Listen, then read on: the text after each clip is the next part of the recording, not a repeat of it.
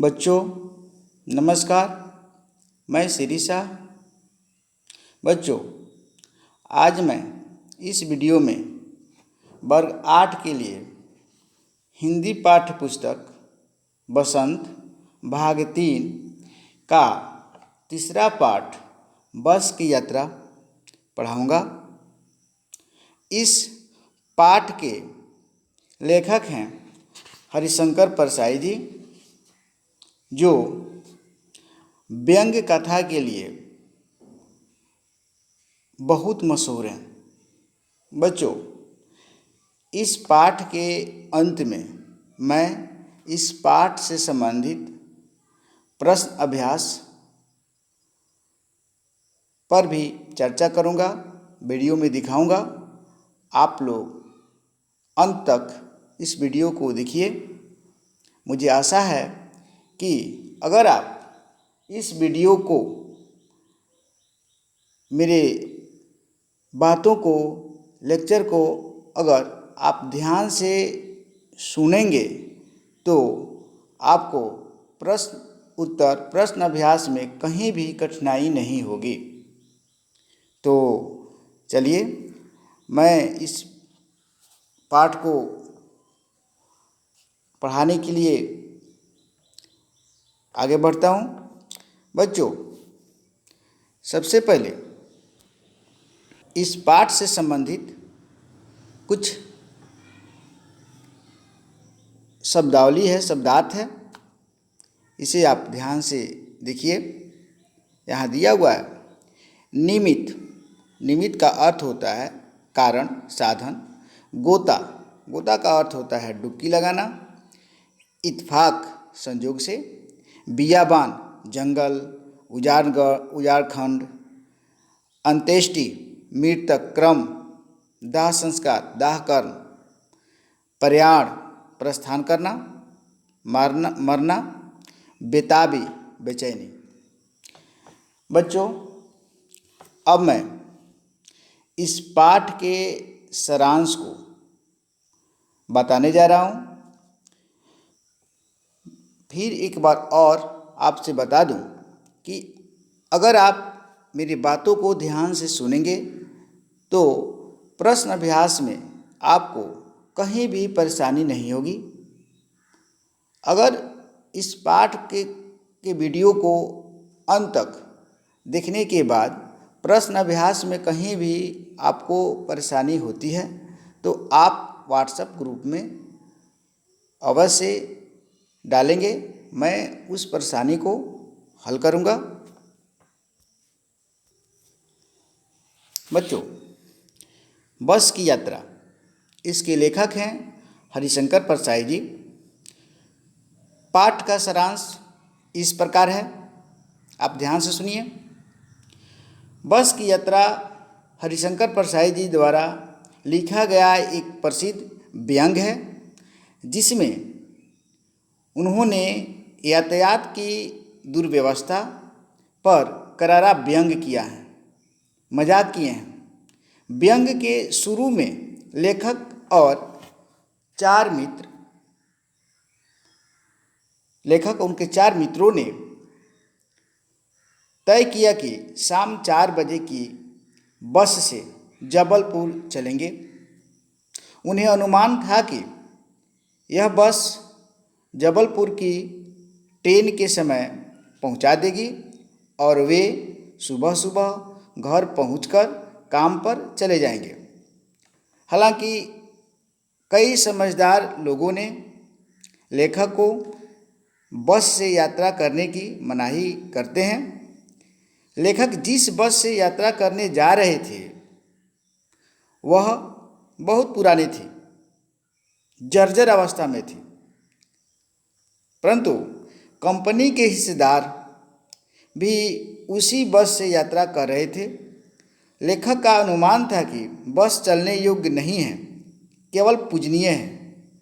लेखक के एक डॉक्टर मित्र उसी में बैठे थे साथ में। उन्होंने कहा कि बस भले ही बहुत बूढ़ी हो, लेकिन नई नवेली बसों से ज़्यादा विश्वसनीय है। ऐसा भी कहा जाता है कि पुराने पर विश्वास करना चाहिए। लेखक और उसके मित्र बस में बैठ गए।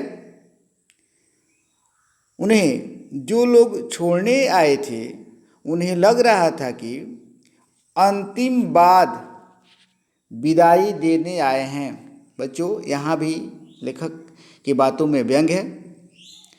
फिर आगे इस प्रकार लिखते हैं लेखक, पाहुन आया है तो किसी न किसी दिन जाना ही है। बच्चों, अब इंजन स्टार्ट हो गया। ऐसा लग रहा था कि सारी बस ही इंजन है। लोगों को लग रहा था कि सीट के नीचे इंजन है। लेखक को गांधी जी का असहयोग आंदोलन याद आने लगे। कारण कि बस की पूरा हिस्सा एक दूसरे से असहयोग कर रहा था। 8-10 मील चलने के बाद लगा कि सीट पर लोग बैठे हैं या सीट लोगों पर बैठी है। बच्चों, यहाँ लेखक मजाक कर रहे हैं, बस पर व्यंग कर रहे हैं। क्योंकि बस स्त्रीलिंग है, इसलिए बार बार स्त्रीलिंग शब्दों का प्रयोग हो रहा है यहाँ पर। बच्चों, अब आगे देखते हैं लेखक क्या लिखते हैं। आगे चलकर मालूम चला कि पेट्रोल की टंकी में छेद हो गई है। ड्राइवर ने बाल्टी में पेट्रोल निकालकर उसे बगल में रखा और नली डालकर इंजन में भेजने लगा। लेखक महोदय सोच रहे थे कि अब बस का मालिक इंजन को अपनी गोद में रख लेंगे और उसे नली से पेट्रोल पिलाएंगे, जैसे माँ बच्चे की मुंह में दूध की शीशी लगाती है। बच्चों, यहाँ भी तीक्ष्ण शब्दों में व्यंग है। बच्चों, बस बहुत ही बुरी हालत में चल रही थी। ऐसा लगता था कि ब्रेक फेल हो सकता है, स्टीयरिंग टूट सकती है। लेकिन ऐसी स्थिति में बस के जो हिस्सेदार थे उनको लग रहा था कि यह मात्र संयोग है कि बस ऐसी चल रही है। उनको संयोग लग रहा था, ये नहीं लग रहा था कि बस की हालत ही कंडम है, बहुत बुरा जर्जर स्थिति में है बस, ऐसा नहीं लग रहा था। बच्चों, कुछ दूर आगे चलकर पुलिया पर बस चढ़ी।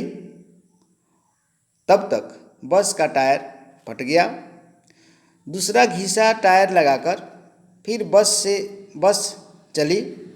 लोगों ने पन्ना एक जगह है जहाँ लेखक को जाना था, लोगों को भी वहीं पहुँचना था। लोगों ने पन्ना पहुँचने की उम्मीद छोड़ दी।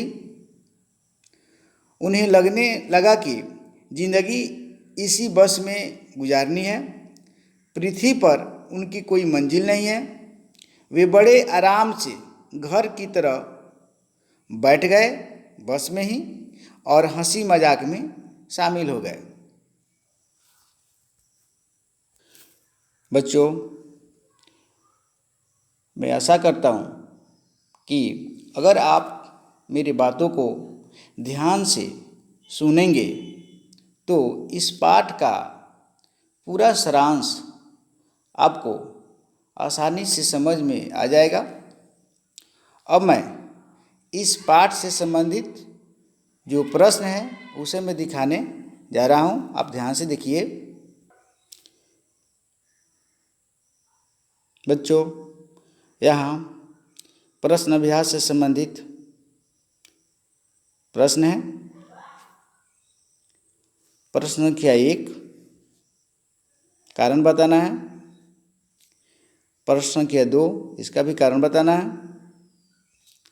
प्रश्न 3, कारण बताना है। प्रश्न संख्या 4, इसका भी कारण बताना है। प्रश्न संख्या 5, प्रश्न 6 और प्रश्न 7। बच्चों, इन 7 प्रश्नों को आप अपने फेयर के कॉपी में नोट करेंगे, इसे याद करने की कोशिश करेंगे, क्योंकि जब विद्यालय खुलेगा तब मैं आपके कॉपी को चेक करूंगा और इसी पढ़ाई से संबंधित मैं प्रश्न उत्तर दूंगा और जो भी आपका असेसमेंट टेस्ट होगा मैं इसी से लूँगा। अब मैं अगले वीडियो में इस पाठ से संबंधित जो व्याकरण है मैं उसको लेकर आऊँगा। तब तक के लिए धन्यवाद।